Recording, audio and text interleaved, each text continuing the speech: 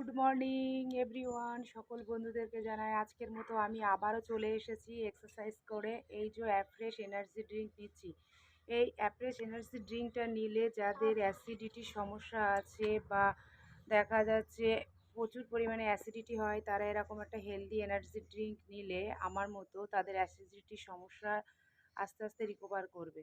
আর বলতে চাই যে সকালবেলা অবশ্যই আধ ঘন্টা এক্সারসাইজ করবে। মর্নিংয়ে এক্সারসাইজ করলে শরীর ভালো থাকে, সুস্থ থাকে এবং সকালবেলা এক্সারসাইজ করলে শরীরে রক্ত চলাচল ভালো হয়, আর ফ্যাট বার্ন হয়। রাত্রে আমরা যে খাবারগুলো খাই সেইগুলো দেখা যাচ্ছে যে আমরা সকালবেলা অনেকে হাঁটাহাঁটি করতে পারি না, ঘুম থেকে উঠতে পারি না, লেথার্জি ভাব, ঘুম ঘুম পাচ্ছে। তারা অবশ্যই সকালবেলা মর্নিংয়ে এক্সারসাইজ করো, দেখো ঠিক টাইমে উঠতে পারবে। আর সকালবেলা রক্ত চলাচল ভালো হয়, শরীরে সুস্থ থাকে, ভালো থাকে। আর এরকম একটা অ্যাফ্রেশ এনার্জি ড্রিঙ্ক অবশ্যই আপনারা নেবেন। আজ আসি বন্ধুরা।